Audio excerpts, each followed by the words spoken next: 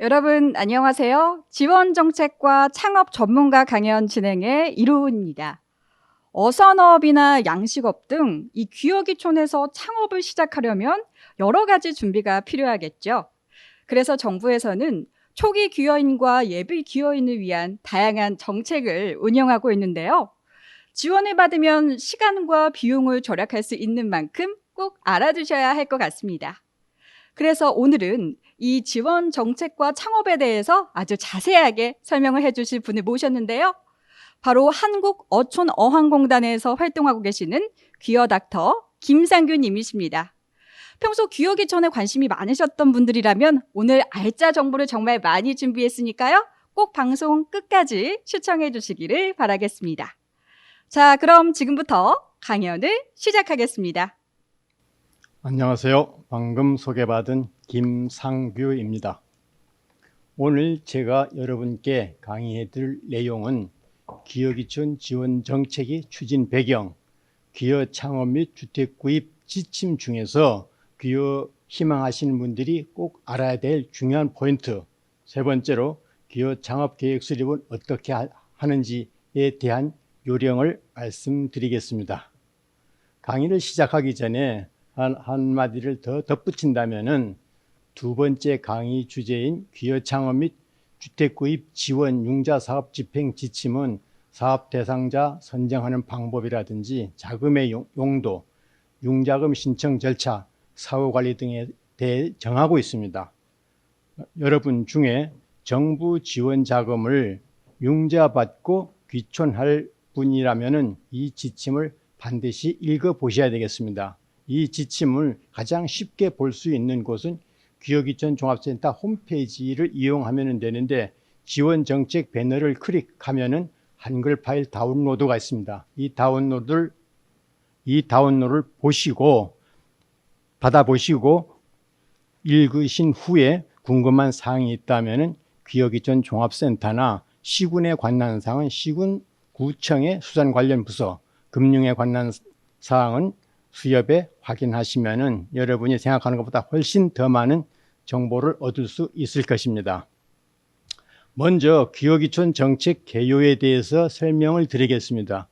기여기촌은 어느 날 갑자기 정책으로 추진된 것이 아니라 지금까지 쭉 이어져 왔습니다.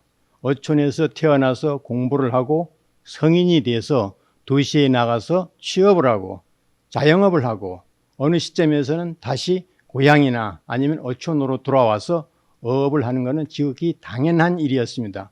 그런데 1910년도부터 기여기촌 정책이 추진되게 되었는데 거기에는 핵심적인 두 가지 요소가 있습니다. 여러분이 TV나 신문 등을 통해서 무수히 들어왔던 얘기입니다. 농어촌에는 인구가 감소하고 고령화가 계속되고 있다는 얘기입니다. 제가 오늘 숫자로서 여러분에게 설명을 드려보겠습니다. 2014년 어가 인구는 14만 1000명이었습니다. 2018년도에는 11만 7000명입니다. 그래서 15년 사이에 반으로 줄었고요. 65세 이상의 고령화율은 2004년도에 17%였는데 2018년도에는 36%로 배로 늘어났습니다.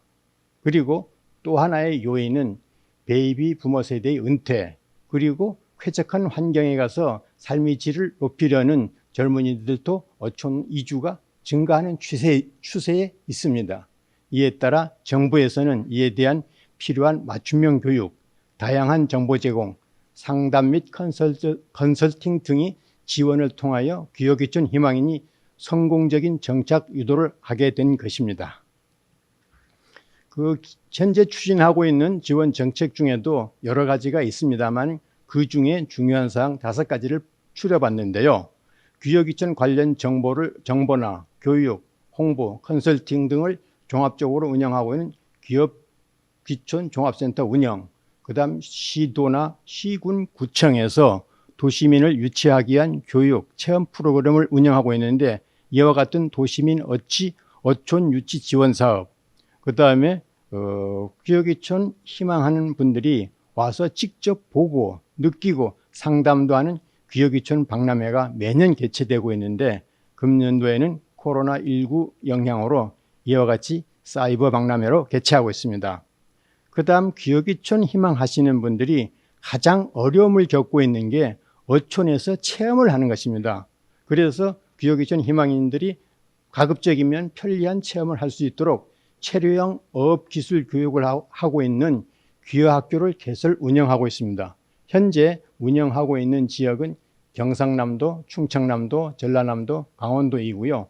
경기도는 현재 시설 중에 있고 경상북도는 금년도에 선정이 되어서 조만간 개설하게 될 예정입니다.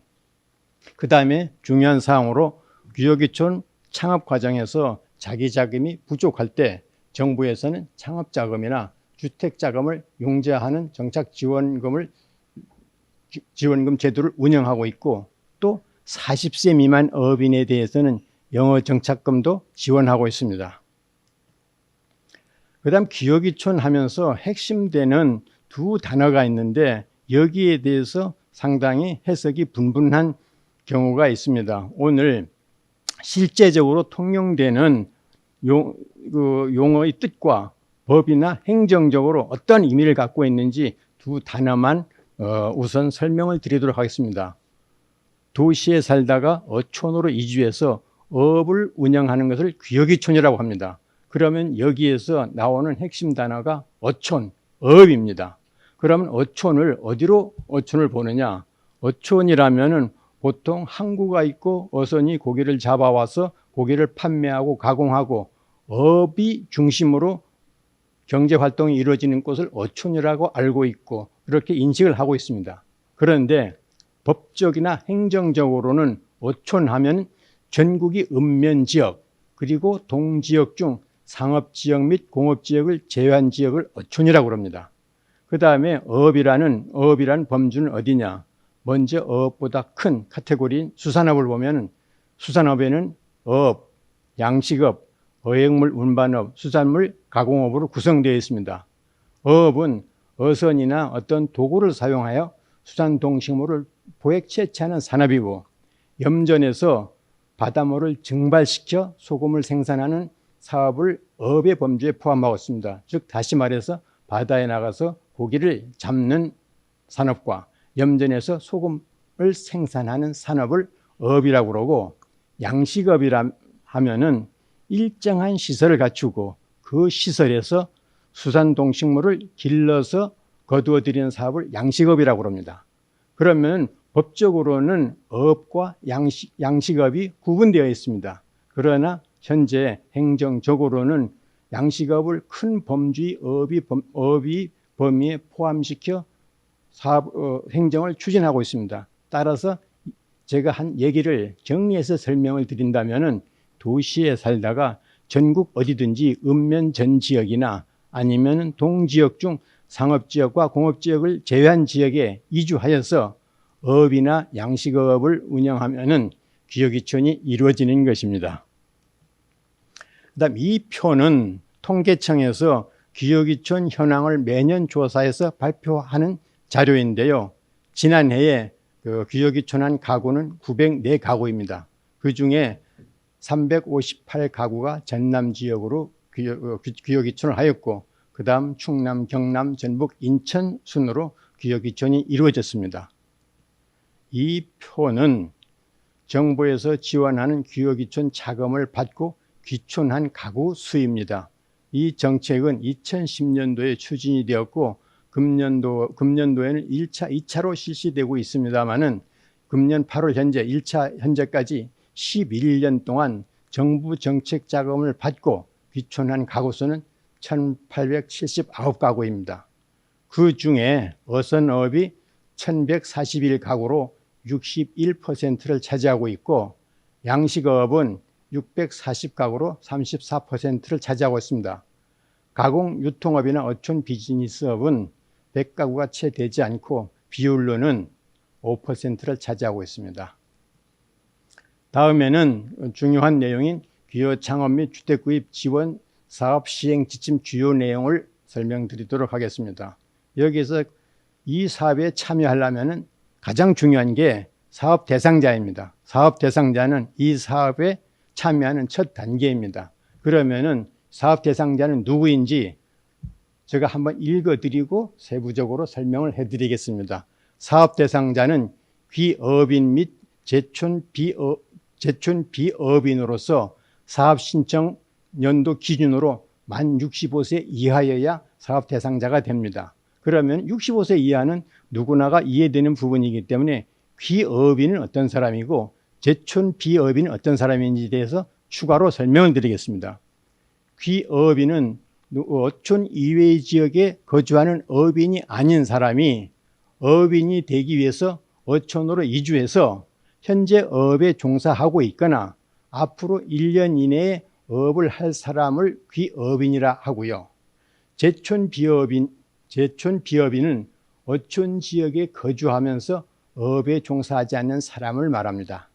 그러면 이 귀업인이나 제촌 비업인이 사업을 신청했을 때 누구나 다 사업 대상자가 되느냐? 그거는 아니고 귀업인 중에 자격 요건과 자격 요건을 갖춘 자 중에서 지자체장이 선발한 사람이 대상자가 되겠습니다. 이렇게 선발하는 과정이나 자격 요건에 대해서는 다음 페이지에서 설명을 드리도록 하겠습니다.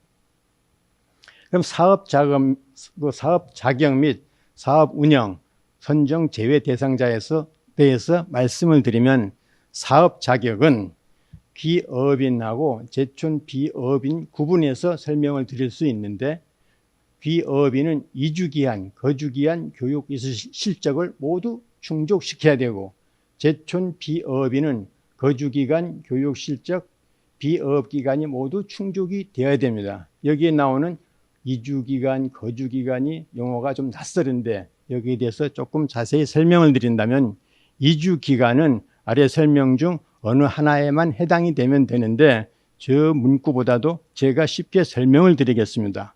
현재 어촌으로 도시에 살다가 귀여기촌 창업을 하기 위해서 어촌으로 이사하였다면 이사한 시점에서 5년이 경과되지 않아야 됩니다.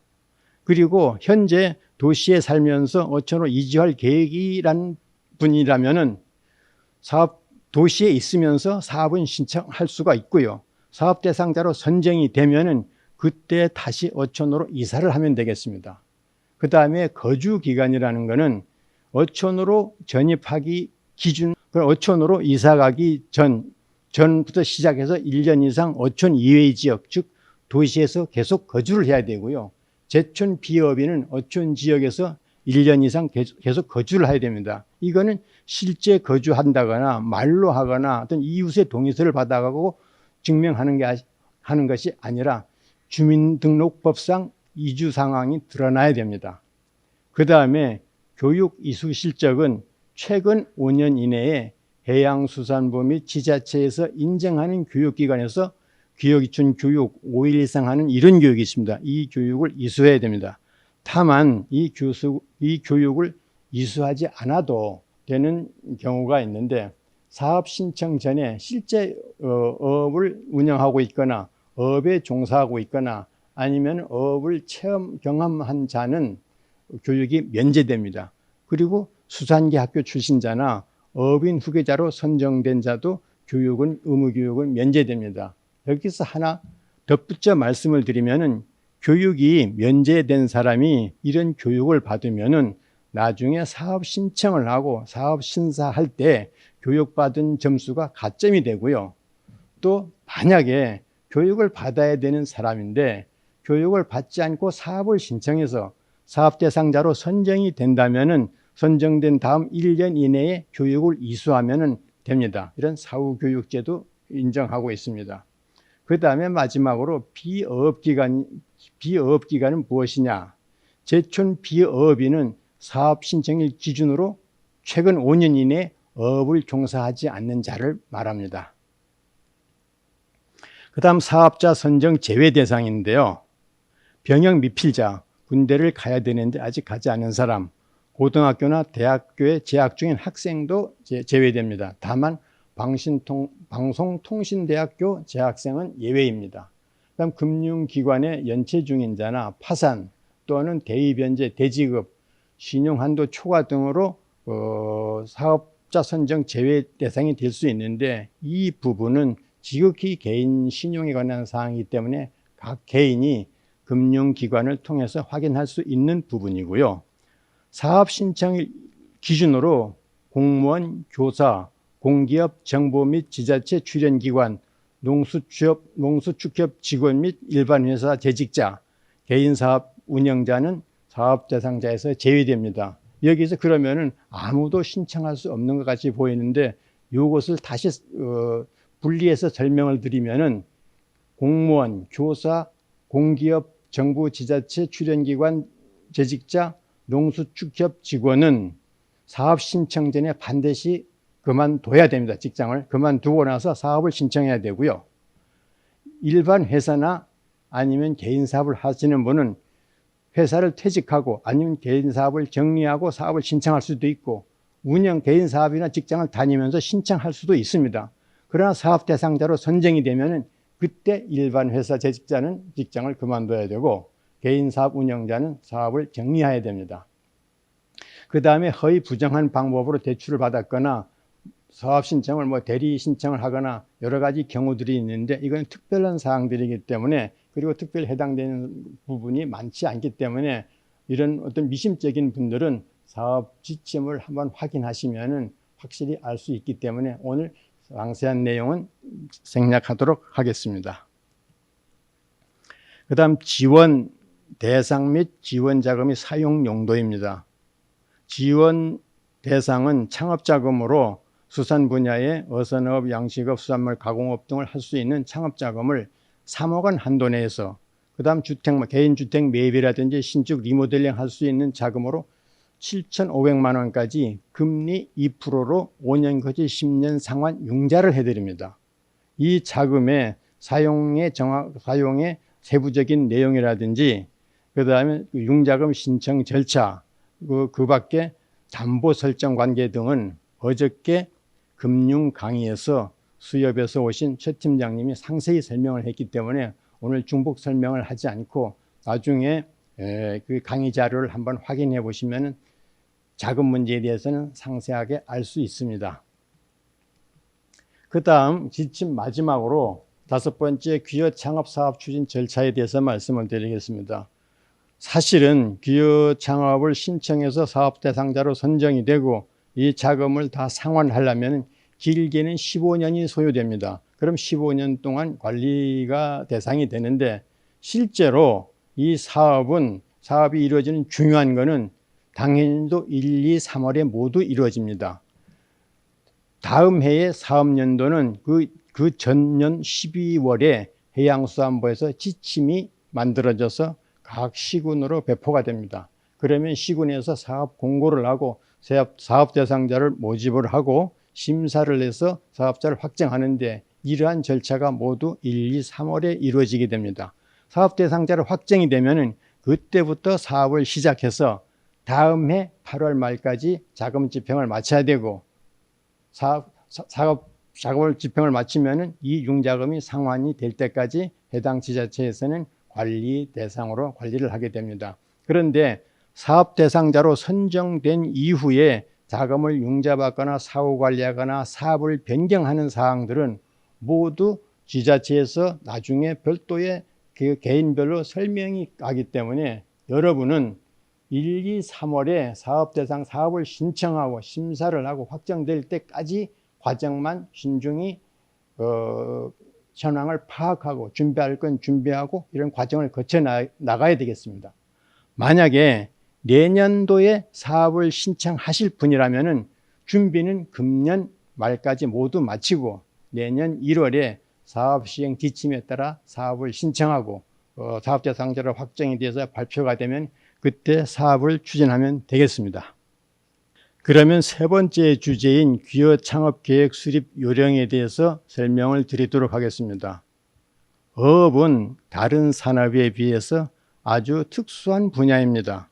그리고 이 어업 활동이 바다에서 이루어지다 보니까 여러분들이 접할 기회도 적습니다. 그래서 어업은 다른 산업에 비해서 많이 알려지지 않고 특별한 분야이기 때문에 오늘 강의에서 아주 중요한 부분을 맨 먼저 말씀드리도록 하겠습니다. 우리가 일반인들이 보통 어떤 자영업으로 소매업을 하거나 어떤 제조업을 하게 되면은 인허가를 받지 않고 바로 영업 신고를 하면은 할 수 있는 자유업 제도가 있습니다. 그런데 어업에는 규모의 크기나 관계없이 자유업은 존재하지 않습니다. 어떤 장소에서 어떤 방법으로 어업을 하느냐에 따라 가지고 면허 허가를 받거나 신고를 하여야 운영이 가능한 사업이라는 것을 꼭 말씀드리겠습니다.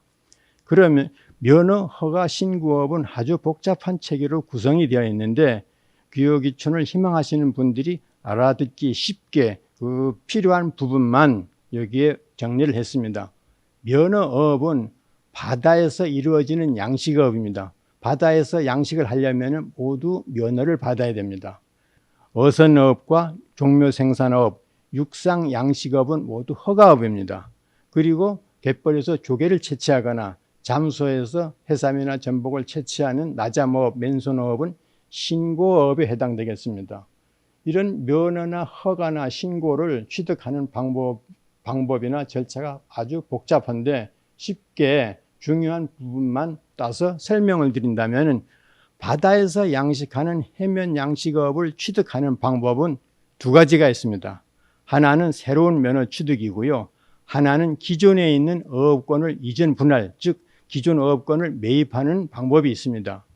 새로운 면허는 신품종 보급이나 어장 재배치나 특별한 경우에 한해서 제한적으로 처분하고 있기 때문에 귀요기촌인이 창업 방법으로 접근하기는 한계가 있습니다. 기존에 있는 어업권을 이전 분할, 즉 매입하는 경우에는 시군 구청장이 사전 인가를 받으면 가능하기 때문에 귀여 창업 시 활용할 수 있는 방법입니다. 그 다음에 어선어업이 허가 취득 방법은 이것도 두 가지가 있습니다. 새로운 허가 취득하고 기존 허가를 승계하는 방법입니다. 그런데 새로운 허가는 금지되어 있습니다. 왜 금지했느냐? 현재 바다에 있는 수산 자원보다 어선이 많다고 평가되어 있습니다. 그래서 1994년도부터 연구내업 구조조정 사업으로 매년 어선을 정부에서 정부 예산으로 사들이는 어선 감척을 지금까지 하고 있습니다. 그래서 어선을 정부 국비로 어선을 줄이는 상황에서 신규 허가를 하는 것은 정부 정책과 배치되기 때문에 신규업 허가는 금지되고 있어서 귀여를 하든 아니면 일반인도 누구든지 새로운 허가는 받을 수 없고 기존 허가를 승계받는 방법이 있습니다. 이는 어업 허가를 받은 어선을 매입해서 내 이름으로 등록을 하고 그 배에 있는 허가를 꺼내 승계받는 방법입니다. 그래서 기업 창업 시에는 허가가 있는 배를 매입해서 등록을 하면은 그 허가를 승계받아서 창업이 가능합니다. 그 다음 육상양식업입니다. 육상양식업은 저수지나 댐같이 공공수면에서 하는 방법이 있고 그 다음 사유지에서 수조를 만들어서 하는 사유지 양식 두 가지 방법이 있는데 공공수면인 댐이나 저수지나 이런 데서 양식하는 것은 면허를 받아야 되는데 공유수면 점사용을 현재 특별한 경우 아니면 하지 않고 있기 때문에 받을 수 없기 때문에 여기에서 설명은 생략하고 사유지에서 양식하는 방법인데 이거는 허가업이고 허가가 가능합니다.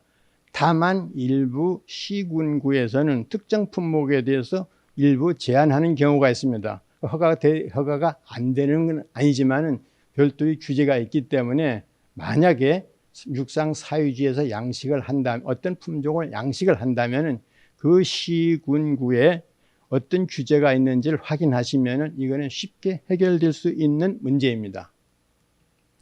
그러면은 해면 양식업이 창업계획 수립 요령을 말씀드리겠습니다. 먼저 가장 중요한 것이 시장조사 및 창업 요구 조건 조사 분석을 해야 됩니다.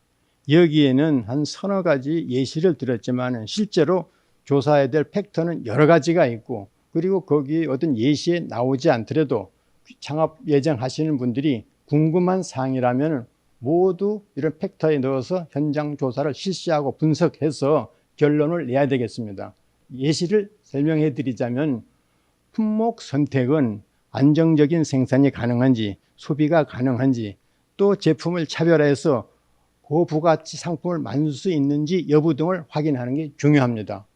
그리고 기업기촌을 하면은 양식에 당장의 기술이 확보가 되지 않았기 때문에 기술 인력을 수시로 채용해서 활용할 수 있는지, 이왕이면은 정부나 지자체 등이 추진하고 있는 정책 방향과 상생이 가능한지 여부도 확인하면 좋겠습니다.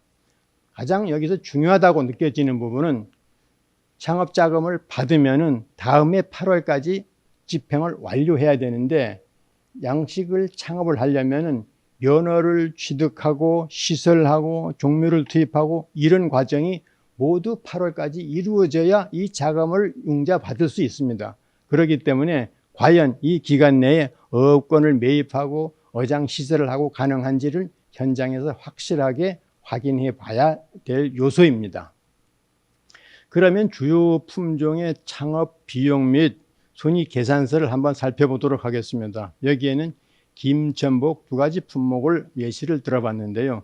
김 부류식 양식 2헥타 정도 하려면은 투자 금액은 2억 8천만 원 정도, 매출액은 1억 500만 원, 운영비는 8,800만 원, 그러면 순이익은 1,700만 원 정도 나옵니다. 그 다음 전복은 1헥타 정도 하려면 한 344칸을 할 수가 있는데 투자 금액은 4억 6,300만 원이고 매출액은 2억 9,100만 원이고 운영비는 2억 4,900만 원이 납니다. 그러면 순이익은 4,100만 원 정도 나옵니다. 그런데 이 금액은 그 해에 어가가 수시로 변동되고 어황에 따라서 생산이 많이 될 때, 적게 될 때 있기 때문에 항시 변수가 있음을 여러분들이 알고 있어야 되겠습니다. 그러면 창업 설계 및 경영 분석 시 주요 요소들이 어떤 것이 있는가 한번 살펴보면은 투자 금액의 4억 6,300만 원 가두리 시설비로 2억 7,700만 원 정도가 소요되고, 그 다음에 작업선, 뗏목 등 구입하는데 1억 8,600만 원이 소요됩니다. 그리고 김 양식은 어업권 취득비가 포함이 되어 있는데 전복은 어업권 취득비가 제외되어 있습니다. 사실은 전복 어업권은 지역에 따라 헥타르당 가격이 상당히 진폭이 크기 때문에 사실은 여기에 넣지는 않았고, 한 완도 같은 경우 보면은 어장에 따라서 헥타당 5천만 원에서 한 1억 정도 간다고 보시면 되겠습니다. 매출액은 2억 9,100만 원을 잡았는데 어떻게 산출이 되었느냐, 한 칸에서 70kg 정도 생산이 된다고 보고, 그리고 키로당 3만 원을 잡고, 전복이 종묘가 성장해서 1kg까지 자라는데 2.5년을 잡은 겁니다. 그래서 계산을 하면은 2억 9,100만 원이 나고 운영비는 종묘비, 사료비, 인건비, 유류비 등이 나갑니다. 이런 거를 모두 합치면은 2억 4,900만 원. 그래서 순이익은 4,160만 원이 나오고 여기에 이익률은 14%가 됩니다. 위에 보시면은 김양식 같은 경우 순이익 비율이 낮은데, 전복보다 상당히 낮은데, 이거는 그 김 같은 경우는 해마다 풍용이 상당히 심하고 또 풍용에 따라 가격 변동도 심하기 때문에 그 조사하는 해에 가격이 좀 낮았지 않았나 이렇게 생각이 됩니다. 그 다음에 어선어업 창업 계획을 보겠습니다. 어선어업은 먼저 어선 규모, 어선을 몇 톤짜리를 할 것인가, 어떤 업종을 할 것인가가 중요한 선택 요령입니다. 어선 톤수는 몇 톤이냐는 자금 여력, 또 선원을 고용할 것인지 아니면 가족 단위로 할 것인지에 따라서 크기가 결정이 될 수 있는데, 나는 선원을 고용하지 않고 스스로 가족 간에 운영하겠다 하면은 3톤 미만의 어선을 선택을 하면 됩니다. 그 다음에 허가 업종은 그 지역의 특산물을 생산하거나 생산품이 차별화 등이 가능한지 여부를 보는 건데요. 만약에 내가 동해안으로 가서 문어를 잡겠다 했을 때 문어를 잡는 방법은 연안복합어업이 있고 통발어업이 있습니다. 그러면 여러분은 현장에 나가서 통발로 잡을 때, 그 다음에 연안복합어업으로 잡을 때 어느 쪽이 더 많이 잡히는지, 어느 쪽이 신선도를 높일 수 있는지 이런 항목을 분석을 해서 업종을 선택하면 되겠습니다.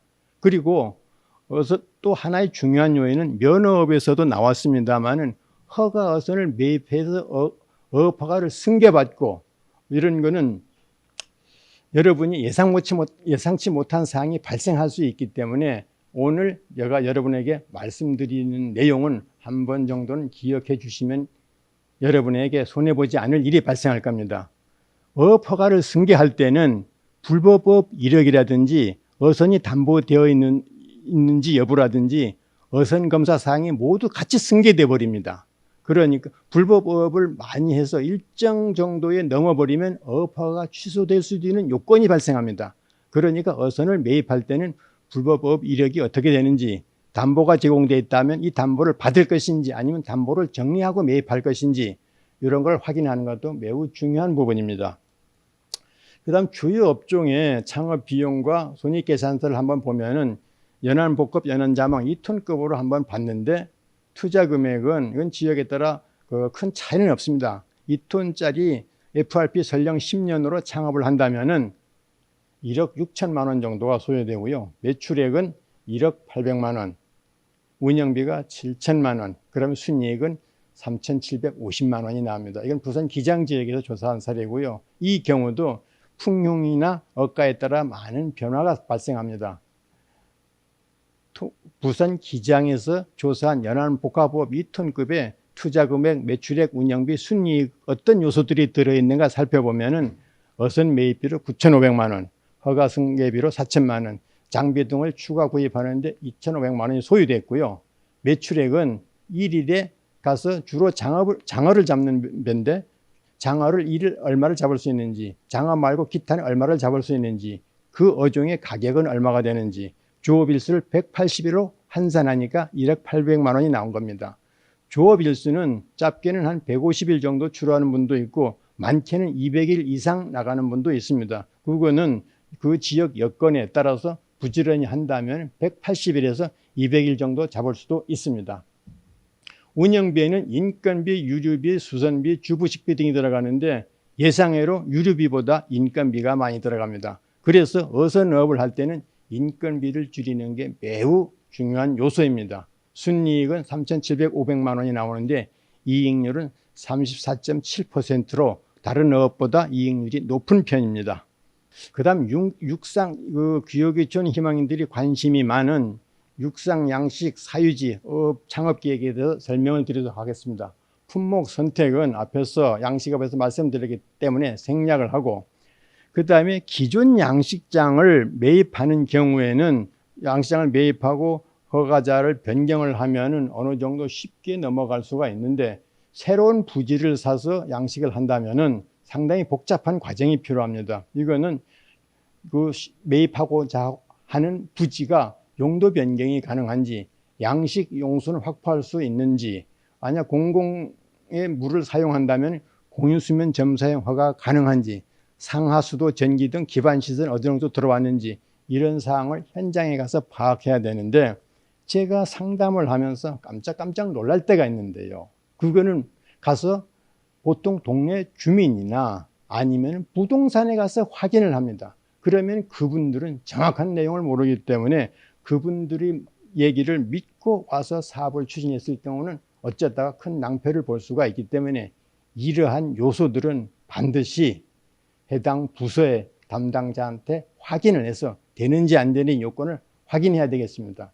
또 하나의 중요한 요소는 창업자금 대출 종료, 다음해 8월까지 완료할 수 있는지 여부를 체크해야 되는 겁니다. 부지를 매입하고 시설 공사를 하고 인허가를 절차를 밟는다면 상당 기간이 소요되기 때문에 사전 철저한 준비가 필요합니다. 여기서는 창업 비용과 예상소득 예시는 지금 많이 하고 남해안이나 제주에서 많이 하고 있는 넙치를 한번 살펴보겠습니다. 넙치는 한 가구가 2,000평방미터가 적당한 규모인데 여기에 투자 금액은 15억 원 정도 들어가고요.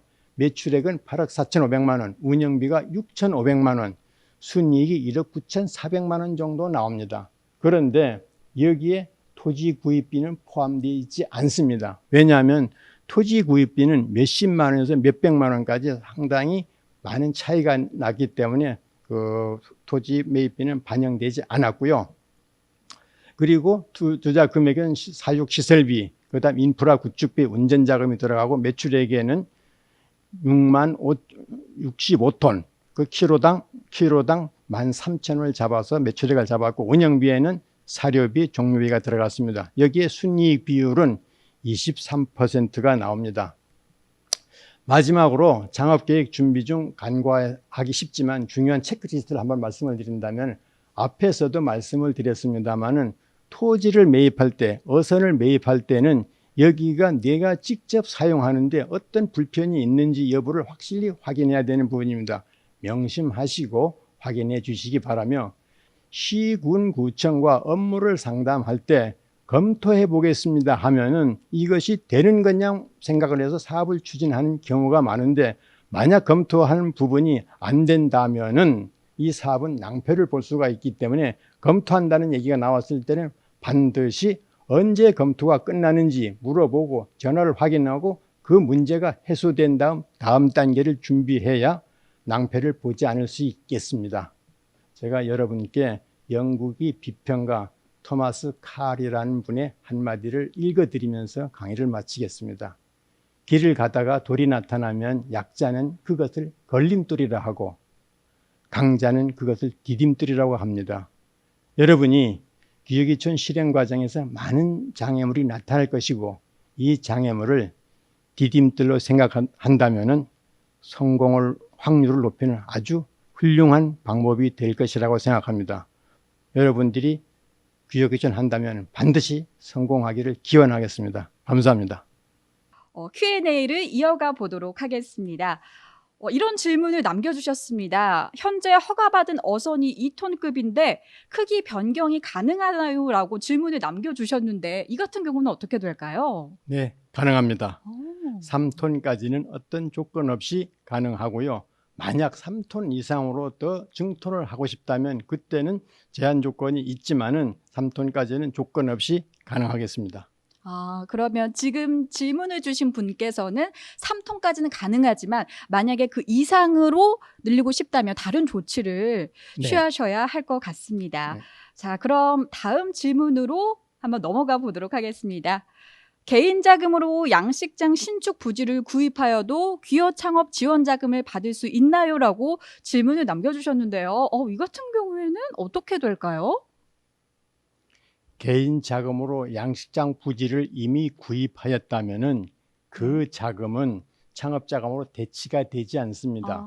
그 창업 자금은 사업 계획을 제출하고 그 계획대로 진행하는 것이기 때문에 사업 대상자 선정되기 이전에 집행된 자금은 창업 자금을 받아서 다시 갚을 수가 없다는 얘기입니다.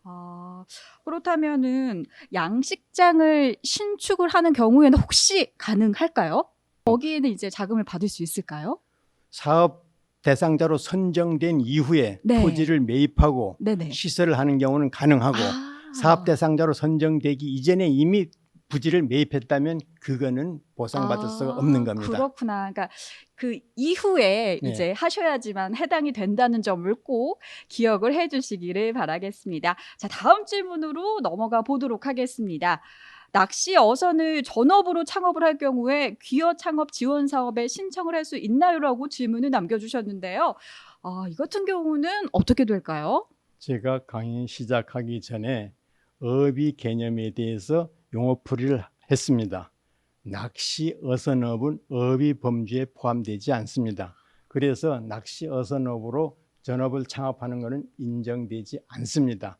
사실 낚시 어선업은 별도로 허가받는 업이 아니고요.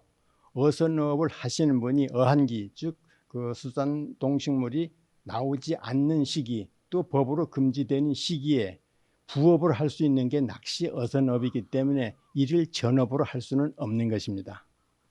그래서 다른 어선업이나 양식업을 하면서 이제 같이 하는 경우는 가능하지만 낚시 어선만 전업으로 할 경우에는 지원 사업을 신청할 수 없다는 네, 그렇습니다. 말씀을 해주셨으니까요. 이 점 꼭 기억하셔서 혼동하지 않으셨으면 좋겠습니다. 많은 질문이 있지만 시간 관계상 여기까지 마무리를 하도록 하겠습니다. 혹시나 추가적으로 궁금한 사항이 있으시다면요. 사이버 기여기촌 박람회 사이트에서 전문가 상담 코너에 들어가셔서 상담 신청을 하시면요. 오늘 강의를 해주신 김상규님께서 친절하게 상담 도와드리도록 할 테니까요. 꼭 참고해 주시기를 바라겠습니다. 네, 오늘 좋은 정보 감사드립니다. 감사합니다. 네, 시청자 여러분 오랜 시간 시청해 주셔서 대단히 고맙습니다.